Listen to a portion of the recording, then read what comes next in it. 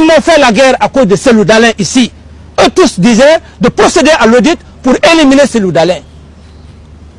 J'ai refusé parce que je suis très réfléchi. Je me suis dit que le système de Machiavel, en ce moment, comme maintenant on parle, on aurait dit que le capitaine Dadis a créé l'audit pour éliminer Cellou Dalein. En ce moment, eux, ils font face à moi. Donc je me suis refusé. Ici, la presse en a parlé. Le programme d'audit est en cours. Voilà, un autre événement vient tomber. Il laisse ses collègues. Pourquoi ne pas rester? Il reste aux États-Unis, aux Nations Unies, il est au Quai d'Orsay, il est à Bruxelles. Il laisse ses collègues ici. Tout ça pourquoi? Parce que, et c'est pourquoi il est acharné, il parle de justice et il sait que s'il y a ça, si les militaires ont un côté, les autres leaders ont un côté, c'est-à-dire les leaders politiques, parce qu'il y a le code de conduite. Lorsqu'on organise une marche, si la marche est pacifique, et si la marche était pacifique, sans porter préjudice aux édifices, sans se saisir des guerres, sans brûlure, que ces hommes partent, même s'ils avaient défoncé le stade, marcher dans la pacificité, je crois que là aussi, c'était pardonnable.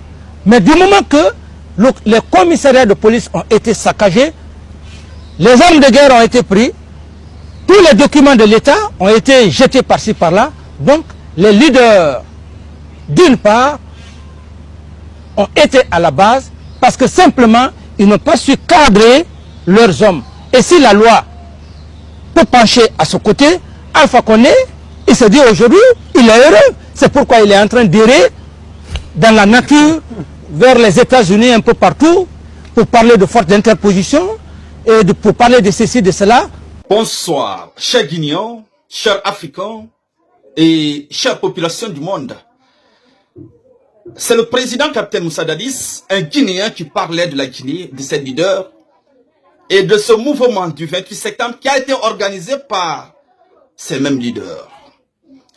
Et vous avez fini par comprendre que, y compris les opposants, ce qu'ils planifiaient contre le président Capitaine Moussa Dadis Camara et le président Cellou Dalein Diallo.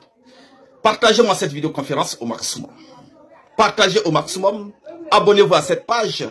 Activez la cloche de notification pour ne plus rater de nos différentes vidéos. Et laissez vos avis en commentaire. Ce que je vais dire au peuple de Guinée, aux partisans de l'UFDG, que cette affaire de Cellou Dalein Diallo n'a pas commencé aujourd'hui. Le leader le plus populaire, le leader qui remporte chaque année des élections, bien sûr que oui. Bien sûr que oui.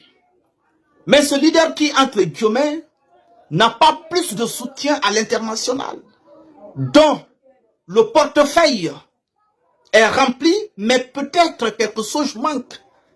La bonne personne, les bonnes négociations, certes. Sinon, le président Cellou Dalein Diallo, depuis fort longtemps, serait déjà président de la République de Guinée. Mais, dans un jargon polais, Togili Nyongwen, Togili Nyongwen. C'est-à-dire, lorsque vous êtes quelque part, que les gens décident, sont contre toi, sans que tu ne saches qu'ils sont contre toi, c'est difficile, c'est mauvais. Parce que tu vas te dire que tu es avec eux, mais très malheureusement, ils sont en train de comploter contre toi. Je vous le jure, si on ramène 2009, maintenant, le capitaine Moussa Dadis Camara, avec le CNDD, pour dire qu'ils vont gérer ce pays, et que les gens décident d'organiser, de manifester avec Cellou Dalein Diallo, croyez-moi, Cellou ne s'associerait pas à cela. Il ne va jamais accepter s'associer à cela. Je me dis peut-être que c'était la chance du président Cellou Dalein Diallo d'être à la tête de la Guinée pendant l'époque du CNDD. Et c'était ça la vérité. Parce que le président Capitaine Dadis a été clair. Il parlait, mais sans que Cellou Dalein Diallo ne se rende compte. Il parlait sans que Cellou Dalein ne se rende compte. Sans que Cellou Dalein ne se rende compte que Dadis l'aimait beaucoup. Et que Dadis voulait vraiment organiser des élections libres et transparentes. Le seul leader qui pouvait rentrer dans le bureau de Dadis, sortir à n'importe quel moment. Aujourd'hui, les choses ont changé. Et malgré cela, la relation existe toujours entre ces deux.